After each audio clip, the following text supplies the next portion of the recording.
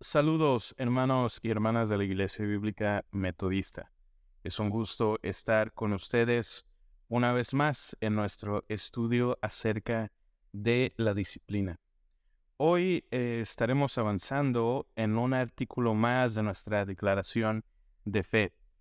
Y hoy toca un tema bastante interesante, a veces ha sido un poco controversial, un tema bastante personal y que tiene que ver mucho con quizá muchos de los pensamientos que hemos tenido como cristianos, no solo en la Iglesia Bíblica Metodista, sino que constantemente vemos a predicadores, a teólogos, a maestros lidiar con este tipo de preguntas. Hoy estaremos estudiando el artículo número 10 de nuestra declaración de fe que lleva por título Pecado después de la salvación. Es un artículo, a comparación de los anteriores, bastante corto, pero que implica, que da a entender también varias respuestas a preguntas clave. Hoy vamos a ver tres de estas preguntas que esperemos abarquen el resto de la discusión. ¿Es posible pecar después de ser salvos? ¿Se pierde la salvación si peco? ¿Qué tengo que hacer si peco? Bueno, antes de comenzar tenemos que, como siempre, leer el artículo de la declaración de fe. Este es el número 10, que dice así: creemos que después de haber experimentado la salvación, es posible cometer pecado y voluntariamente apartarse de la fe salvadora, porque en esta vida no existe una altura de santidad tal de la que sea imposible caer. Pero por la gracia de Dios, quien ha cometido pecado puede, mediante el arrepentimiento y la fe, encontrar el perdón y la restauración. Bueno, bastantes cosas importantes que se deben de señalar. Como siempre, ustedes van a tener ahí eh, unos números, unas notas al pie, al final de cada declaración importante que llevan a versículos que nos ayudan a profundizar en cada una de estas afirmaciones. Bueno, vayamos con la primera pregunta, ¿Es posible pecar después de ser salvos? Esta es una pregunta que quizá era el tema cuando el apóstol Juan decidió escribir su primera carta. Vemos en el capítulo 1 que él lidia con algunos de estos temas. Y estos son versículos que encontramos desde el capítulo 1 hasta el capítulo 2. Los vamos a leer, dice así, Juan escribiendo: y este es el mensaje que hemos oído de él y que les anunciamos: Dios es luz y en él no hay ninguna tiniebla. Si decimos que tenemos comunión con él, pero andamos en tinieblas, mentimos y no practicamos la verdad. Pero si andamos en la luz, como él está en la luz, tenemos comunión los unos con los otros, y la sangre de Jesús su Hijo nos limpia de todo pecado. Si decimos que no tenemos pecado, nos engañamos a nosotros mismos, y la verdad no está en nosotros. Si confesamos nuestros pecados, Él es fiel y justo para perdonarnos los pecados y para limpiarnos de toda maldad. Si decimos que no hemos pecado, lo hacemos a Él mentiroso, y su palabra no está en nosotros. Hijitos míos, les escribo estas cosas para que no pequen. Y si alguien peca, tenemos abogado para con el Padre, a Jesucristo el justo. Él mismo es la propiciación por nuestros pecados, y no solo por los nuestros, sino también por los del mundo entero. Y en esto sabemos que lo hemos llegado a conocer, si guardamos sus mandamientos. Bueno, son varias cosas que nosotros empezamos a ver aquí. Y hay varias cosas que quizá nosotros tenemos que señalar. En primer lugar, Dios nos está diciendo que una vida cristiana se caracteriza por seguir al Dios de luz. Dios es luz. Y lo que está tratando de dar a entender aquí es que Dios está completamente apartado de todo lo que pueda ser considerado como tinieblas. Y específicamente aquí Juan está equiparando a las tinieblas con el pecado. Y esto es para nosotros una afirmación muy importante. Cuando nosotros nos acercamos a Dios, debemos asegurarnos de que el pecado, temas de los que ya hemos hablado anteriormente en nuestra declaración de fe, la muerte también, no estén asociados con nosotros.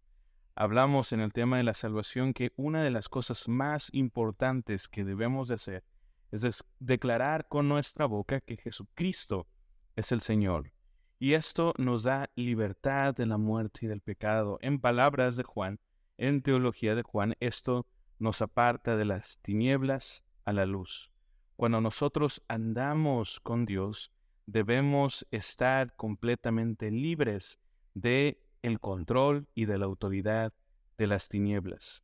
¿Por qué? Porque cuando estamos con Jesús, su Hijo, Él nos va a limpiar de todo pecado, como dice este primer párrafo.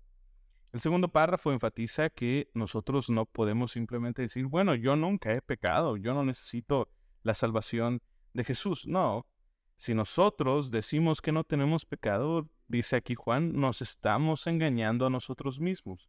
Todos nosotros antes de conocer a Jesús, como lo diría Pablo, hemos pecado y nos hemos apartado de Él.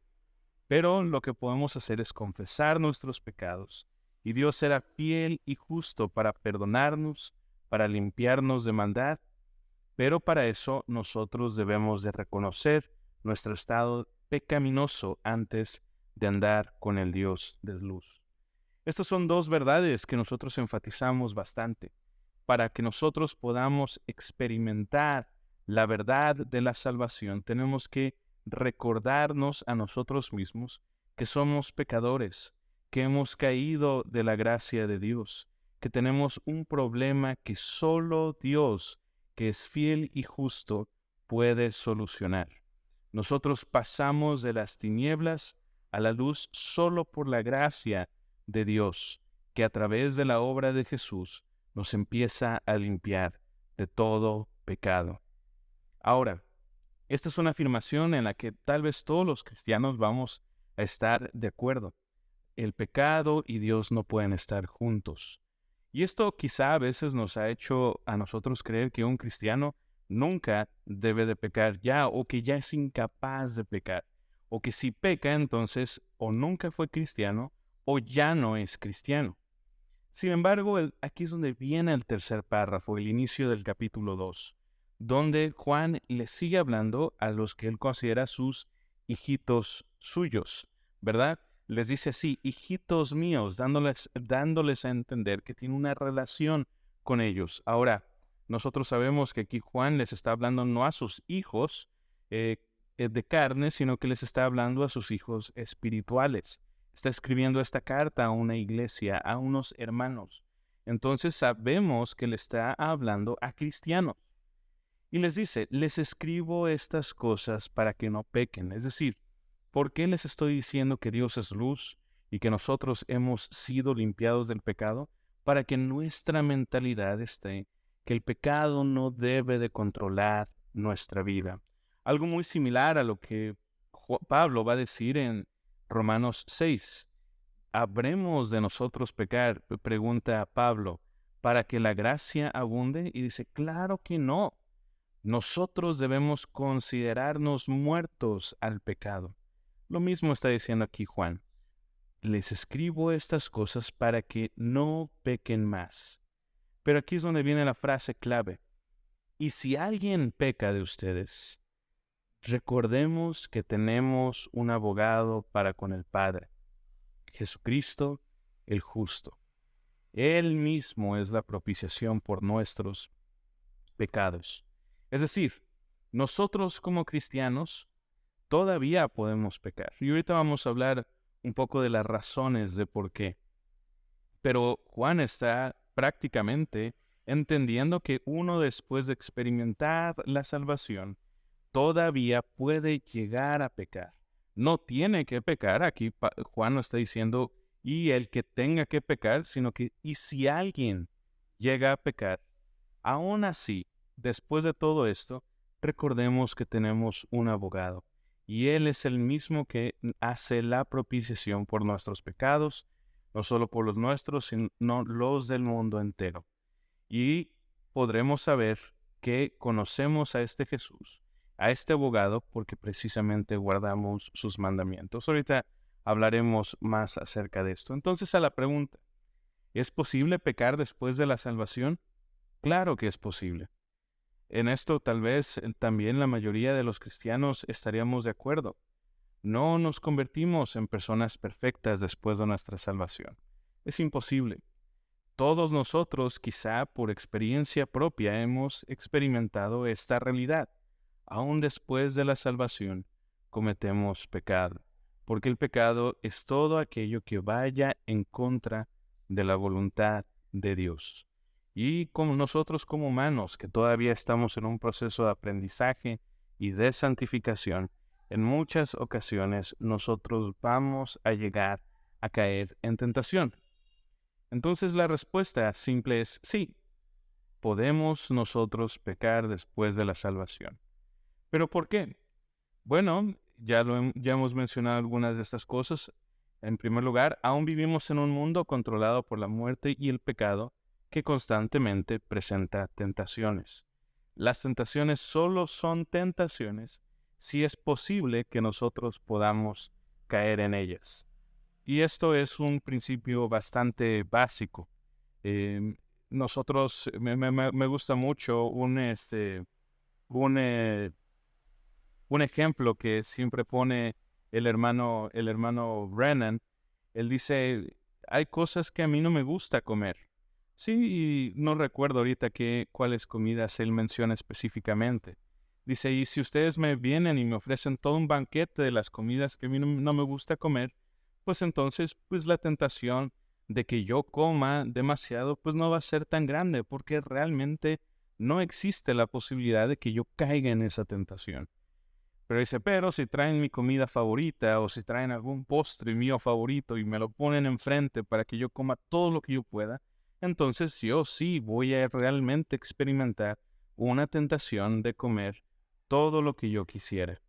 Lo mismo pasa con el pecado.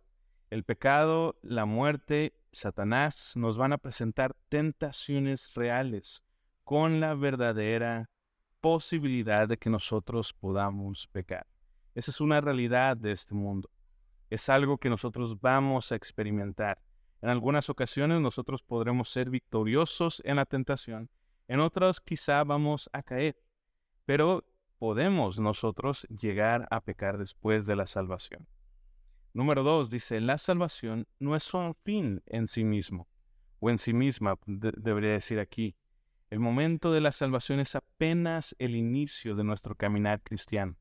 De acuerdo a las Escrituras, nosotros somos como bebés espirituales que están aprendiendo a vivir bajo el control del Espíritu. Ahora, esta imagen o esta metáfora de la vida cristiana como bebés que empiezan a caminar en la voluntad de Dios y que van creciendo, la utilizan muchos escritores. La utiliza Pablo, la utiliza Pedro, el autor aquí de la carta de los Hebreos también habla de esto. Nosotros en la salvación, cuando experimentamos la salvación, no estamos experimentando ya toda la bendición de Dios que nos puede dar, sino que apenas nosotros estamos empezando a caminar en la voluntad de Dios de acuerdo para nuestras vidas. Es en la salvación donde apenas somos bebés espirituales que están empezando a caminar. Y como nosotros conocemos muy bien, los bebés, los niños, los jóvenes cometen errores. Toma mucho tiempo para que algunas prácticas se empiecen a mejorar, a perfeccionar. Y a través del crecimiento, las tentaciones y las pruebas van a ser muy diferentes. Nadie está exento. Aún los más avanzados en la fe todavía van a experimentar pruebas y tentaciones que los van a hacer crecer más. Y esto es prácticamente el mensaje de Santiago capítulo 1. Él dice, alégrense cuando ustedes se encuentren en diferentes pruebas, porque la prueba de su fe, la prueba de la fe, produce paciencia y la paciencia perseverancia. Y la perseverancia, dice, debe de llevarse a su mayor, a cabo a su mayor extensión o ser muy fieles en la perseverancia para que ustedes puedan ser perfectos, cabales, sin que les haga falta nada. Pero lo único que Santiago está diciendo es esto. Vamos a seguir creciendo y a medida que crecemos, vamos a seguir experimentando diferentes pruebas, de parte de Dios y tentaciones de parte del enemigo. Y en estas pruebas y tentaciones siempre existe la posibilidad de cometer un error, de cometer pecado. Entonces, ¿es posible pecar? Claro que sí. Ahora, número 3. Una razón obvia es simplemente no somos Dios. Seguimos siendo humanos con limitaciones y con la necesidad de crecer en santidad. El único que no tiene que crecer en santidad es Dios. Nosotros sí. Y para crecer en santidad tenemos que apartarnos cada vez más de las cosas que Dios nos está mostrando como pecado. Si pensamos que somos lo suficiente fuertes para no pecar, entonces también debemos de considerar que ya no podemos crecer, ¿sí? Si ya he alcanzado yo la meta para estar completamente libre de pecado, entonces ya no hay mayor crecimiento. Y si ya no debemos de crecer o si ya no podemos crecer más en nuestra vida, entonces ya no necesitaríamos a Jesús, que es el que dice que va a estar con nosotros a través de la obra del Espíritu Santo en nuestras vidas. Si ya no necesitamos crecer, si la salvación ya es este punto donde se supone que ya somos limpiados completamente de cualquier posibilidad de pecar, entonces pues se acabó la obra de Dios en nuestras vidas. No, la mayoría de los cristianos a través de la historia ha afirmado esto. Podemos volver a pecar después de la salvación. Ahora, una pregunta que ha causado controversia. Entonces, ¿qué pasa si peco después de ser salvo? ¿Pierdo mi salvación? Esta es una pregunta que se va a responder de diferentes maneras en diferentes iglesias por diferentes predicadores. No tenemos el tiempo ni es el propósito de este video lidiar con todas estas, pero de acuerdo a lo que nosotros consideramos como la teología de la iglesia metodista, del movimiento wesleyano, nosotros sabemos que hablar acerca de perder la salvación no es la mejor utilización o no es el mejor uso de un término. La frase perder la salvación no es la más adecuada para hablar acerca de nuestra relación con Cristo. De nuevo, la salvación no es algo que nosotros obtenemos. La salvación es un inicio de una relación con el Salvador. Es el inicio de estar alineados al reino y al Rey que es Cristo. La salvación entonces no es algo que nosotros vamos a perder de la noche a la mañana, pero ahorita hablaremos más de esto. ¿Qué dice el segundo párrafo? Dice, nuestra vida cristiana se basa en una relación con nuestro Salvador. Esta relación es descrita en las Escrituras como una relación de pacto o de alianza. Nosotros quizá ya no estamos tan acostumbrados a hablar acerca de relaciones de pacto o de alianza porque ya no quizá manejamos esos términos. Ahorita hablamos de contratos, hablamos acerca de acuerdos, aún los países ya no hablan tanto de un pacto, pero quizá el lugar donde más hablamos acerca de un pacto es en el contexto del matrimonio, cuando dos personas se unen. Un hombre y una mujer se unen en matrimonio, hablamos acerca del pacto matrimonial o de la alianza matrimonial. Es una relación que se establece, en la cual siempre va a haber privilegios y responsabilidades de ambas partes. Como cristianos tenemos un pacto con Dios, en el que Dios promete la bendición de su presencia y nosotros nos comprometemos a ser leales a Él. Pero es una relación. La salvación no es algo que recibimos, sino es algo en lo que nosotros entramos, en lo que nosotros participamos a través de nuestra relación con Cristo. Una relación nunca se pierde, por lo tanto, de la noche a la mañana o de un momento a otro.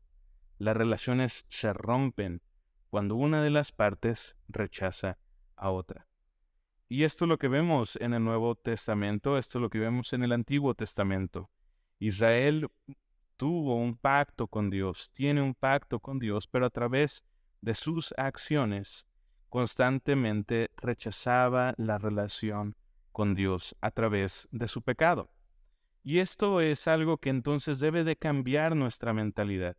No es que nosotros cometamos un pecado y que ese pecado simplemente nos haga que nuestra salvación se desaparezca o eh, se esparza por el aire. No sé cuál es la imagen que mejor da de entender esto, sino que esto se trata de una relación entre Dios y el ser humano. Es un pacto que se ha establecido a través de la salvación. Por eso hablar de perder la salvación no es quizá lo más adecuado. Podemos hablar acerca de el rechazo de nuestra relación con Dios o el quebrantamiento de la alianza que tenemos con Dios. Pero eso nos hace entender que este proceso es todavía más largo y complicado de lo que a veces normalmente podemos nosotros pensar. Nuestra relación con Cristo puede ser lastimada cuando nosotros pecamos voluntariamente. Santiago 4:17 nos dice que si no hacemos lo que sabemos que es bueno, nosotros pecamos. Y esto es algo que es una realidad en cualquier relación en la que nosotros tengamos.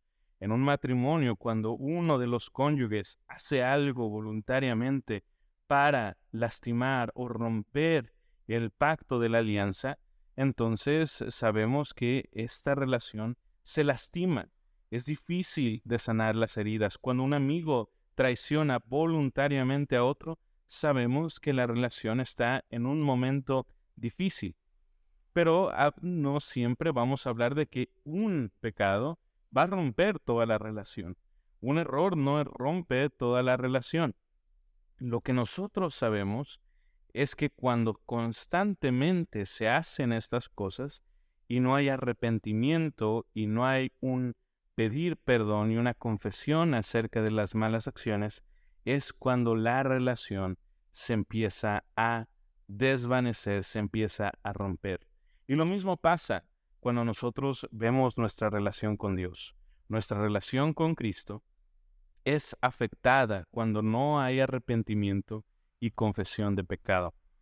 Primera de Juan 1 nos recuerda que si alguien peca, tenemos abogado con el Padre. Es decir, tenemos que acudir con el Padre a través de nuestra fe en Jesucristo, para que nosotros podamos ser perdonados de ese pecado.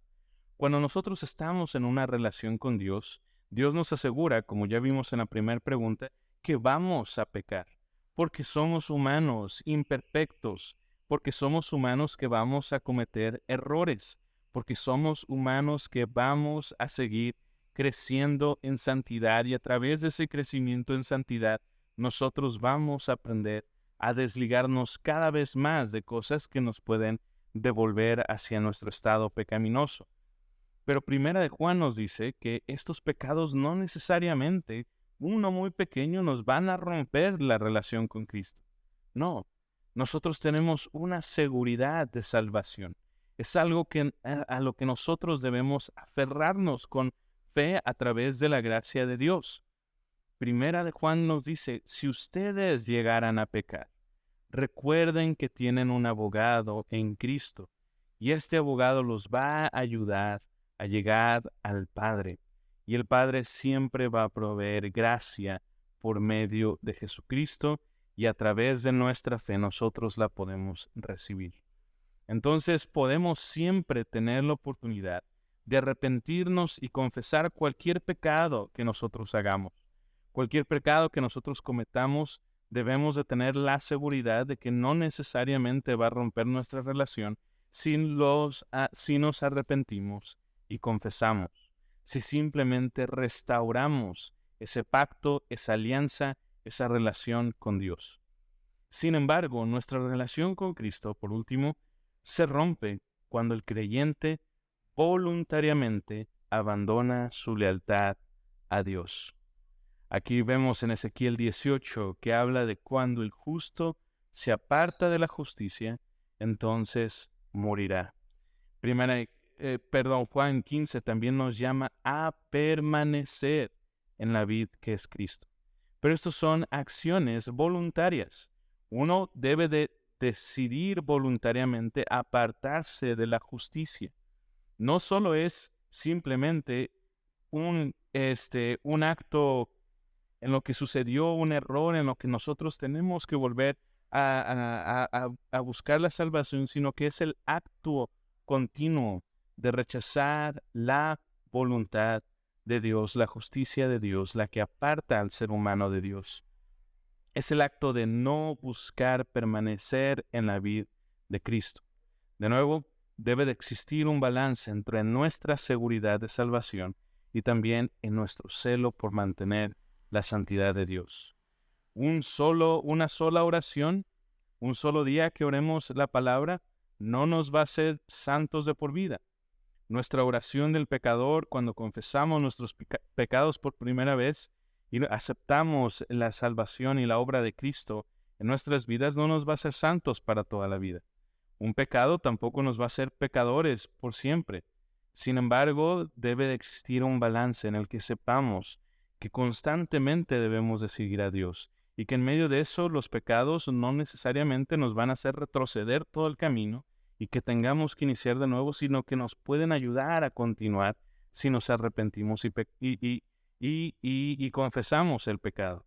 Pero cuando cometemos un pecado sin arrepentimiento y sin confesión, y continuamos persistiendo en el pecado, apartándonos de la justicia y negándonos a permanecer en Cristo, entonces podemos ver el peligro de que el creyente mismo rompa la relación con Cristo.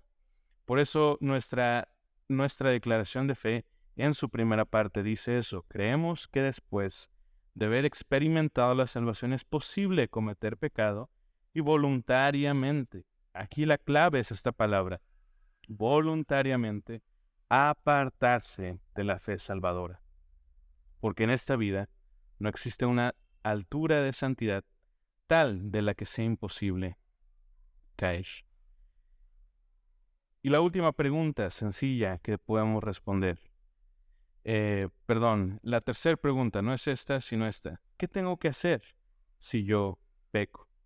Bueno, la última parte de nuestra declaración de fe, o al menos en este artículo 10, dice así: por la gracia de Dios, quien ha cometido pecado puede, mediante el arrepentimiento y la fe, encontrar el perdón y la restauración.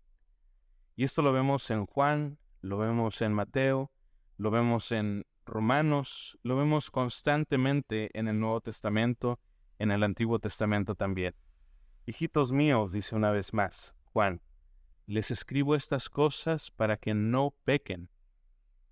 Y si alguien peca, tenemos abogado para con el Padre, a Jesucristo el justo. Mateo 18, 21, 22 nos recuerda la gran gracia de Dios y la gran disposición de parte de Dios para perdonar a cualquier persona que se arrepienta, pida perdón y busque la restauración. Vemos que dice Mateo 18, entonces se le acercó Pedro y le dijo: Señor, ¿cuántas veces perdonaré a mi hermano que peque contra mí? ¿Hasta 7? Jesús les dijo: no te digo hasta 7, sino aún 70 veces 7. Ahora, Jesús no estaba aquí llamándonos a contar, a hacer la multiplicación, ¿verdad?, de cuántas veces exactamente debemos de pecar, sino que está Él mostrándonos un número grande, incalculable. Cualquier persona que cuente las veces que perdona a su hermano es porque realmente no está perdonando realmente. Lo que Jesús está diciendo es: perdónalo tantas veces como sea posible. Mientras esta persona se arrepienta, mientras esta persona confiese, mientras esta persona pida perdón, después de haber pecado contra ti, perdónalo. Y eso nos hace entender a nosotros, de manera implícita, que Dios está dispuesto siempre a perdonar el pecado, cuando hay verdadero arrepentimiento, cuando hay verdadero deseo de la restauración de esa relación que nosotros tenemos con Jesús. Entonces, este artículo de la fe, de nuestra declaración de fe número 10, no está escrito para meternos miedo de que podemos nosotros llegar a un punto, perder, entre comillas, nuestra salvación. Ese no es el propósito de este 10º artículo. Al contrario, el propósito de este artículo es recordarnos acerca de la gracia de Dios, que aún después de que nosotros hayamos sido salvos, nos recuerdan la realidad de la vida, que podemos llegar a pecar después de ser salvos, que no se nos pide que seamos perfectos porque perfecto solo es Dios, que no necesitamos nosotros preocuparnos de más si es que algo sale mal en nuestras vidas, si es que tropezamos, si es que simplemente hay momentos en los que hemos rendido nuestras acciones hacia las tentaciones del enemigo. Este artículo de la fe nos recuerda, es posible pecar. Tu relación va a ser lastimada a través del pecado, pero si tú te arrepientes, confiesas y presentas ese pecado a Dios una vez más, Él te va a perdonar. Él está dispuesto a perdonarte. Pero la clave siempre va a ser el arrepentimiento. Siempre va a ser la confesión. Siempre va a ser el deseo de la restauración. Espero que esta discusión sea de beneficio para algunas de las preguntas que nosotros tenemos. La siguiente semana estaremos hablando más acerca de estos temas donde estamos lidiando con la obra de Cristo a través de nuestras vidas desde el momento de la salvación hasta el periodo en el que nosotros lleguemos a la gloria eterna. Hasta luego, hermanos.